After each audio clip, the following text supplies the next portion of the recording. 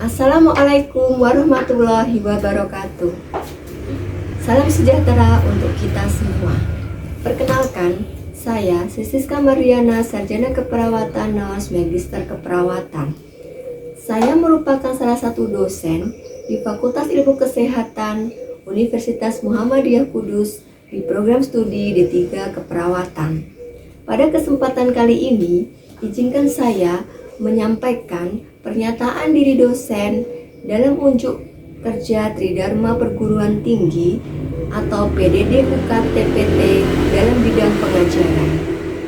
Saya akan menjabarkan salah satu mata kuliah yang pernah saya ampu, yaitu mata kuliah Manajemen Keperawatan. Mata kuliah Manajemen Keperawatan merupakan mata kuliah wajib pada prodi D3 Keperawatan Universitas Muhammadiyah Kudus dengan kode mata kuliah 1911301. Mata kuliah ini mempunyai bobot 2 SKS dengan 1 SKS teori dan 1 SKS praktikum. Pada mata kuliah ini mempunyai capaian pembelajaran lulusan yang terdiri dari 3 aspek, yaitu aspek pengetahuan, aspek keterampilan umum, dan aspek keterampilan khusus. Pada aspek pengetahuan, diharapkan lulusan mampu menguasai konsep pengelolaan dan penjaminan mutu asuhan keperawatan serta praktek keperawatan berbasis bukti. Pada keterampilan umum, diharapkan lulusan mampu menunjukkan kinerja dengan mutu dan kualitas yang terukur, mampu menyusun laporan tentang hasil dan proses kerja dengan akurat dan sahih, mengkomunikasikan secara efektif kepada pihak-pihak lain yang membutuhkan, bertanggung jawab atas pencapaian hasil kerja kelompok, melakukan supervisi dan evaluasi terhadap penyelesaian pekerjaan yang ditugaskan kepada pekerja yang berada di bawah tanggung jawabnya, serta mampu melakukan proses evaluasi diri terhadap kelompok kerja yang berada di bawah tanggung jawabnya, dan mengelola pengembangan kompetensi kerja secara mandiri. Untuk keterampilan khusus, diharapkan lulusan mampu mengelola asuhan keperawatan sesuai kewenangan klinis. Untuk capaian pembelajaran mata kuliah pada manajemen keperawatan ini adalah, setelah mengikuti mata kuliah ini, diharapkan mahasiswa mampu menjelaskan konsep dan proses manajemen keperawatan, mampu menjelaskan konsep model praktik keperawatan profesional, mampu menjelaskan konsep supervisi, konsep timbang terima pendelegasian tugas, manajemen konflik, menjelaskan konsep kolaborasi dan negosiasi, serta konsep teoritis penjaminan mutu asuhan keperawatan, praktek keperawatan berbasis bukti. Materi yang ada dalam mata kuliah manajemen keperawatan ini terdiri dari 13 materi. Di antaranya, fungsi dan dasar manajemen, teori-teori manajemen birokrasi, supervisi, timbang terima, manajemen konflik, hambatan dan strategi negosiasi, kolaborasi, delegasi, konsep manajemen asuhan keperawatan, pengklasifikasian pasien, laporan kerja harian, indikator pelayanan keperawatan, metode penugasan, dan juga praktek keperawatan berbasis bukti atau evidence based. Beberapa referensi yang dapat dipakai dalam mata kuliah ini terdiri dari referensi utama dan referensi pendukung. Untuk referensi utama, beberapa buku bisa dijadikan rujukan untuk melakukan kajian pada mata kuliah ini. Di antaranya, buku-buku manajemen keperawatan, buku manajemen dan kepemimpinan dalam praktek keperawatan, buku manajemen keperawatan dalam aplikasi praktek keperawatan profesional, buku manajemen keperawatan di ruang rawat, dan juga ada 2 buku yang saya tulis pada tahun 2021, yaitu buku dengan judul Manajemen Konflik dan buku Kepemimpinan dan Manajemen Pelayanan Keperawatan. Untuk metode pembelajaran yang diterapkan pada mata kuliah ini meliputi pembelajaran yang berpusat pada student atau disebut dengan student center learning, di mana Selain dosen memberikan kuliah berupa ceramah, juga dilakukan metode pembelajaran dengan diskusi, small group discussion, seminar dan presentasi, role play maupun pembuatan project video. Untuk penilaian dalam mata kuliah ini terbagi menjadi beberapa aspek. Untuk penilaian teori, di sini mahasiswa akan penilaian berupa pengambilan nilai pada UTS, UAS akhir semester, seminar, diskusi dan partisipasi, serta penilaian tugas. Di dalam penilaian UTS mempunyai bobot 10%.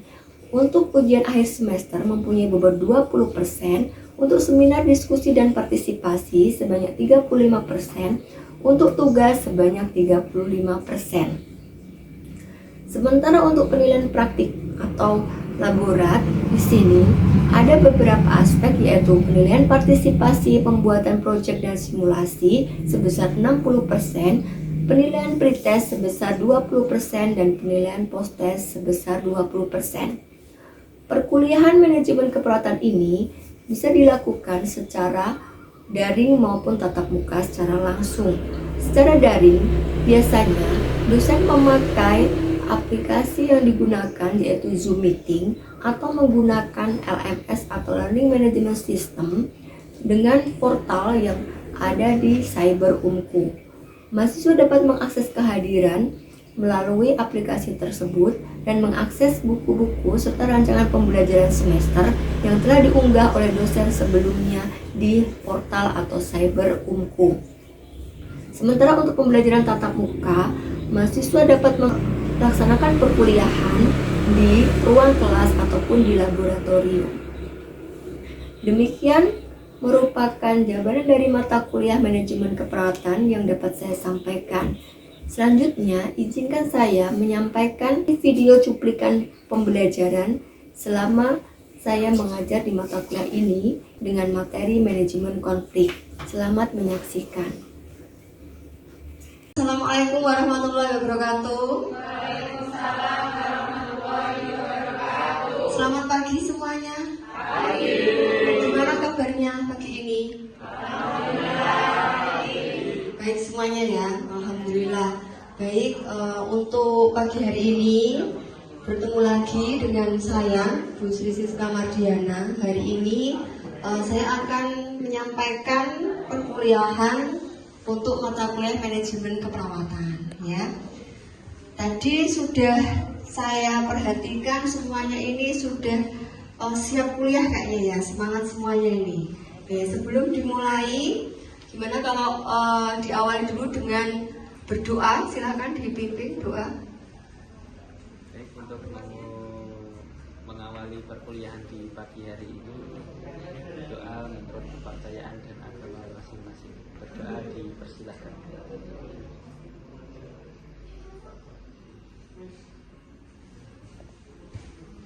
Berdoa selesai.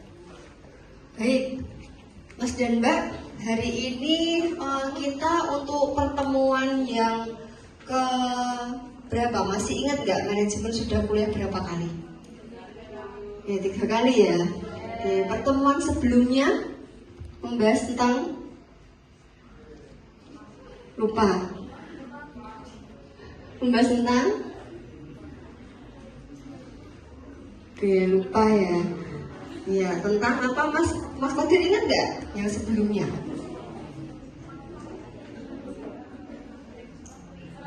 Serah terima ya, timbang terima ya, operan jaga ya. Oke, baik, bagus ya. Jadi operan jaga atau timbang terima salah satu keterampilan ya yang ada di mata kuliah manajemen keperawatan. Kemarin sudah mempelajari terkait hal tersebut. Nah, untuk hari ini terkait manajemen konflik ya. Mata kuliahnya manajemen konflik, manajemen keperawatan. Untuk materinya adalah manajemen konflik dalam keperawatan. Oke, sebelum Bu Siska menyampaikan tentang manajemen konflik, gitu ya, ada yang tahu apa itu manajemen konflik? Boleh pendapatnya, siapa saja yang mungkin tahu. Oke, konflik dulu ya. Bagaimana konflik itu apa sih gitu? Masalah ya, masalah terus segala sesuatu yang harus diatasi. Apakah konflik harus diatasi? Harus ya. Ataukah sebenarnya tidak usah diatasi, ya sudah, tidak apa-apa gitu. Kira-kira nanti bermasalah nggak di akhirnya? Nah, itu nanti yang akan kita sama-sama pelajari ya. Untuk mata kuliah manajemen perawatan, manajemen konflik, ini merupakan materi yang penting ya untuk kalian sebagai calon perawat gitu ya. Nanti harapannya konflik itu kan selalu dijumpai ya setiap hari. Harapannya nanti ketika kalian sudah mengetahui tentang mata kuliah materi ini beserta sub-subnya, nanti bisa memahami konflik beserta bagaimana cara menyelesaikannya gitu ya. Lanjut. Oke, ini tujuannya Mbak dan Mas. Nanti di dalam materi kali ini, nanti harapannya kalian bisa memahami tentang definisi konflik, sumber konflik, kemudian apa saja kategori konflik atau jenis-jenisnya, gitu ya. Terus kemudian proses konflik, penyelesaiannya, serta bagaimana teknik manajemen konflik, gitu, ya. Konflik itu tadi kan kalian mengatakan beberapa itu persoalan Bu, gitu ya, masalah gitu ya. Setiap hari kalian sendiri gitu ya punya konflik ini ya, tidak pendapat yang lain menyatakan tidak cocok ya antara nilai dan tujuan yang ingin dicapai. Tuh, oke lanjut ya. Nah, kategori konflik. Nah, konflik intrapersonal atau konflik yang ada dalam diri sendiri. Pernah Mbak mengalami konflik intrapersonal? Berkonflik dengan dirinya sendiri. Kira-kira apa? Boleh menyatakan pendapat yang apa ya, yang tidak untuk disimpan sendiri ya, bisa di-share lah kira-kira apa? Jadi kan adanya ketidaksesuaian ya dengan harapan, dengan keinginan, kemudian itu menjadi masalah. Itu yang kita maknai sebagai konflik. Terus menurut Mbak siapa? Silvina ya, Mbak Silvina. Oke. Konflik interpersonal ya. Di sini disebutkan konflik seseorang dengan dirinya sendiri. Konflik terjadi bila pada waktu yang sama seseorang memiliki dua keinginan ya yang tidak mungkin dipenuhi sekaligus. Tuh biasanya kamu pengennya nilainya bagus gitu ya, terus dapat pujian gitu ya. Ini ternyata nilainya jelek, terus kemudian dapat marah dari dosen misalnya kan. Jadi kamu kemudian menyalahkan dirimu sendiri gitu ya. Itu berarti kamu di situ tidak bisa berperan ya sebagai mahasiswa dengan baik. Kemudian kamu berkonflik dengan dirimu sendiri. Ya kalau dari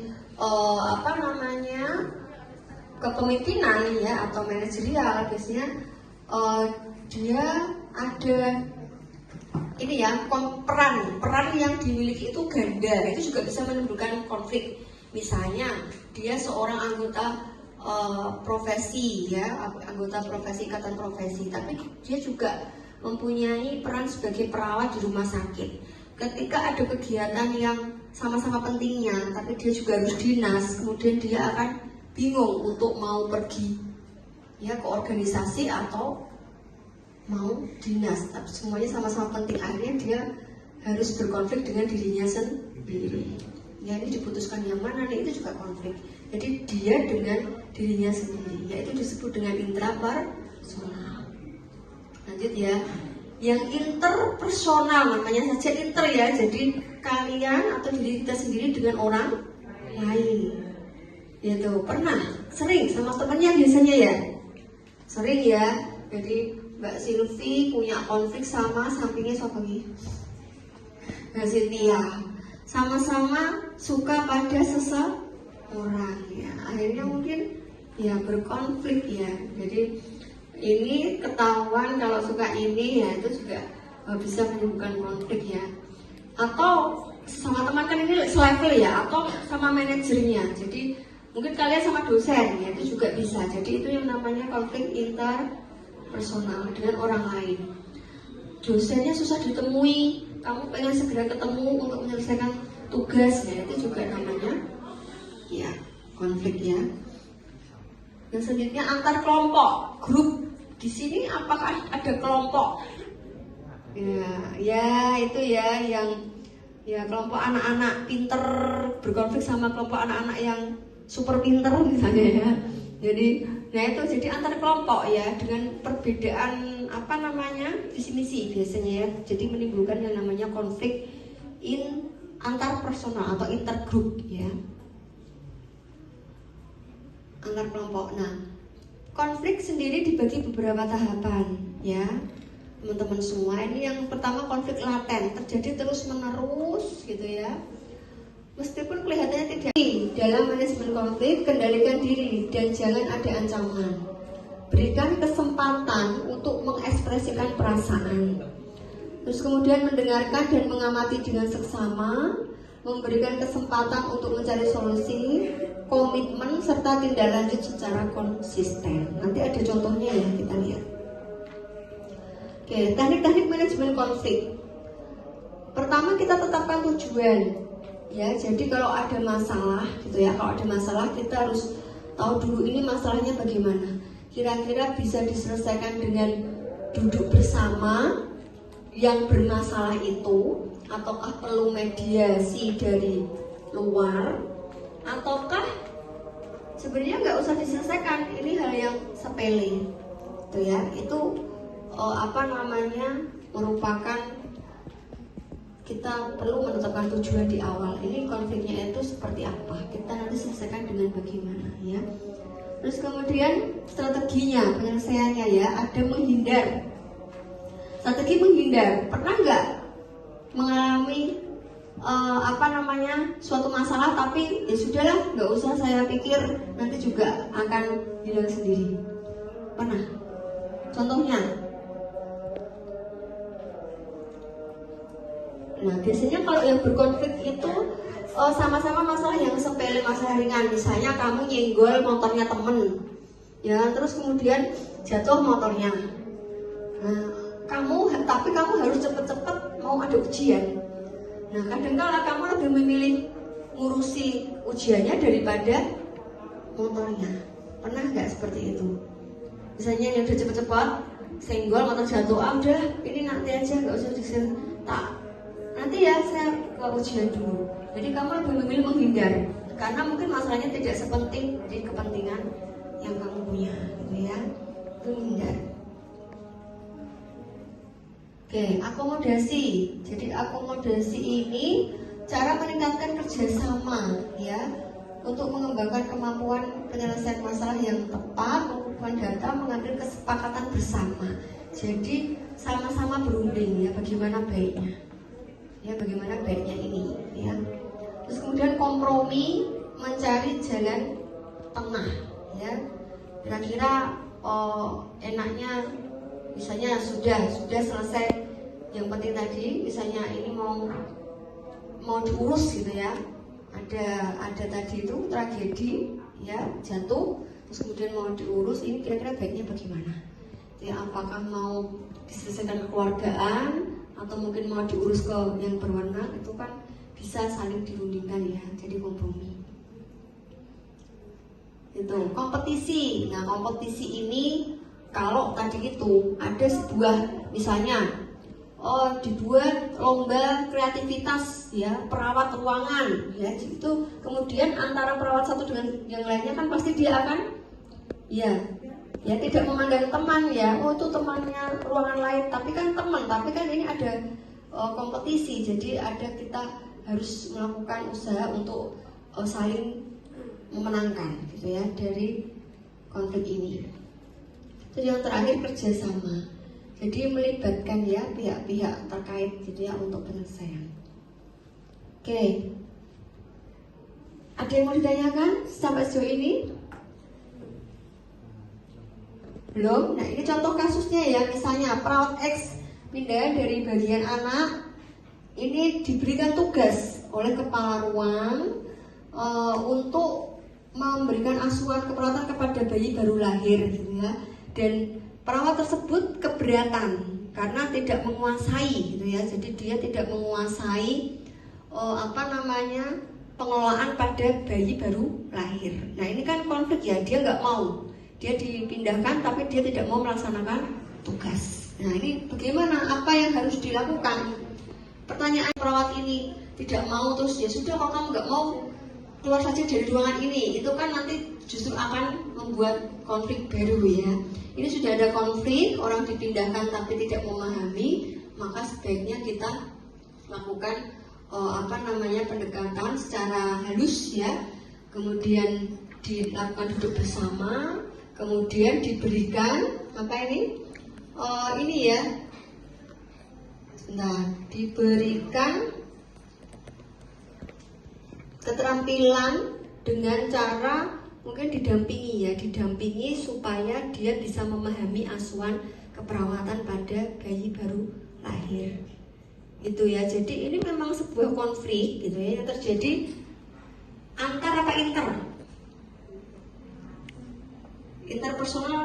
intrapersonal apa interpersonal. Kalau intra kan di dalam dirinya ya, jadi ini dia dengan orang lain ya, jadi harus ada solusi penyelesaiannya ya. Oke, sampai sini ada yang mau ditanyakan enggak? Ya boleh, Mas Kodir. Jika kita seperti yang tadi itu, namun yang jaga 2 orang, satu memberikan keperawatan kepada bayi lahir, yang satu melihat, sama-sama perawat pelaksana. Namun dalam pemberian tindakan keperawatan ada kesalahan, kita sebagai perawat pelaksana langsung menegur atau melaporkan ke Karu atau Kapim. Oke, baik, terima kasih. Pertanyaannya menarik ya. Jadi ada pemberian tindakan perawatan yang keliru gitu ya kepada pasien gitu ya, sama-sama perawat pelaksana ya. Tentu saja ini harus ada yang bertanggung jawab gitu ya. Jadi memang tidak boleh kalau sama-sama nggak tahu ya perawat pelaksananya, dia harus pembimbing itu harus lebih tinggi levelnya Mas. Jadi kalau temennya sama-sama nggak tahu, harusnya nanti didampingi oleh perawat yang lebih senior atau primary nurse ya, atau perawat primer di situ, atau juga bisa kepala ruang. Jadi yang bertanggung jawab tetap ada di atasnya, itu ya. Nah, sebaiknya juga penyelesaian konfliknya karena sama-sama nggak tahu, harus ada yang mendampingi dari perawat yang lebih tinggi, itu ya. Ya, terima kasih pertanyaannya. Oke, ada lagi? Cukup? Bisa dipahami ya? Oke, baik. Kalau bisa dipahami, selanjutnya ini nanti bisa dibaca. Ini tadi sudah dijelaskan ya. Banyak buku yang bisa kalian baca, yaitu buku manajemen konflik ya tahun 2021. Ini kebetulan buku saya tulis juga di dalamnya ya. Jadi Bu Siswa juga menulis buku ini bersama tim. Kemudian ada beberapa jurnal yang bisa kalian akses, ini terkait dengan manajemen konflik. Bisa, terus kemudian nanti ada tugas ya. Silahkan masing-masing mahasiswa dapat searching jurnal yang terkait dengan manajemen konflik. Pokoknya kata kuncinya adalah manajemen konflik ya. Jurnal tersebut silahkan nanti dianalisis ya, kemudian di resume ya menggunakan metode PICO ya, analisa sederhana jurnal sebagai bahan bacaan kalian. Nanti ketika sudah membaca, kemudian kalian bisa unggah di portal untuk ditugas di cyber ya. Oke, sampai sini mungkin kuliahnya pada pagi hari ini ya. Kita tutup dengan membaca hamdalah bersama-sama. Baik, saya akhiri ya. Assalamualaikum warahmatullahi wabarakatuh.